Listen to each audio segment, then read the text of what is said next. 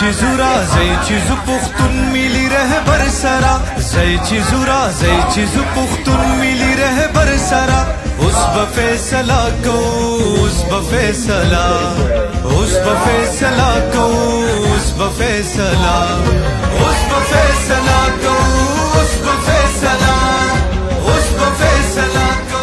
زه اوس راغواړم د قومي وطن پارټۍ ضلع سوات سینیئر وایس چیرمین جناب ملک عمران صاحب چې تاسو ته خپله پیغام. اعوذ بالله من الشیطان الرجیم بسم الله الرحمن الرحیم.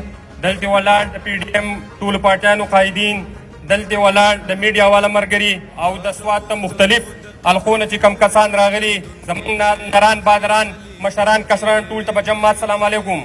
اول خو ډېره زیاته شکریه ادا کوم د پی ډي ایم د مشرانو چې هغو دلته 15 ورځې کیمپ ولګو او زموږ د پارټۍ طرف نه پکې شوکت خان تقریبا 15 ورځې ناست دی او د دې عوام دپاره یې واوچت کړی دی. عزتمند نن چې کوم موږ دا غونډه راونډه کړې ده د دې مطلب څه دی؟ د دې مطلب دی مهنګایي او د مهنګایي سره بیا د ټولو نه غټ کم دغه چې دی مسله چې خلکو ته راځي بېروزګاري راځي. عزتمنده دا حکومت چې په کوم ویژن راغلی و، دا حکومت چې په کوم کانټینر باندې وعدې کړې وې چې موږ به 1 کروړ نوکریانې ورکوو، موږ به 50 لکه کورونه ورکوو. که چېرته وزیر اعظم قرضه یې واخېسته وزیر اعظم غلی، نو تاسو دا ووایئ که د یو خبره پرشته شوي نو موږ به هم د سره شو. او که تاسو سوچ وکړئ عزتمنده بله ورځ دا چا ووایي وی په 2023 کې روان دي، ما یې ته خو وایې چې په 2023 کې روان دي، خو که په 2023 کې دا نااهله دا سلیکټډ دا ډانس والا حکومت راغی نو ما یې بیا به د سیند دا کمران او په دې دا کې به دا پاڼې خورئ. ولې چې څومره مهنګایي راغلې ده. که زه دې خلکو ته ووایم زمونږ په دې پاکستان کې چې کوم خلک دی 80% 80% خلک هغه دی چې د هغو چې کوم آمدن دی هغه د 15,000 نه والا او د 25,000 روپو پورې دی. که تاسو سوچ وکړئ عزتمنده په 25 او 20,000 روپو کې څه کېږي؟ په تا پسې 10,000 روپۍ بل راشي، وړه به ته هلې ته به دوايانې هلې.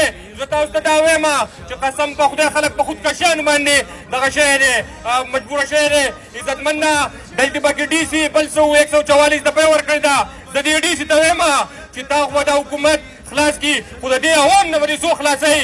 که دا عوام نه پسې راپاڅېدو نه به دې دا ګاډي نه به دې دا دفتري او نه به دې دا بوټو ګولي. عزتمنده خلکو وی خپل سیم راغی وی زه په سوات نه به کارونه وکړي، سوات کې به څه ترقیاتي کارونه وکړي، سوات خلکو له فایده ورکړي. ولې چې د مردان سیم راغی نو مردان یې د کم ځای نه کم ځای ته ورسوو. که د بنو سیم راغی بنو یې د کم ځای نه کم ځای ته ورسوله. که د نوخار سیم راغی نو نوخار یې څنګه جوړ کړو؟ خلک لوی نوکریانې او هر څه ورکړې.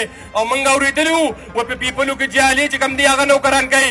موږ دا نه اورېدلي چې دلته کلاس 4 په 15 لکه روپۍ خرڅېږي، خلک پسې قرضونه کوي. نو تاسو دا ووایئ چې خلک 15 لکه روپۍ قرضونه ورکړي نو هغه بیا د کم ځای نه کوي. او زه تاسو ته دا وایم که دا حکومت داسې روانو نو دا خلک نه دی دا به بیا نشیم خرڅوي، دا خلک بغلاګانې هم کوي. ولې ستا بچې وږئ ستا کشر مشر وږئ نو ته به یې څه چل کوې؟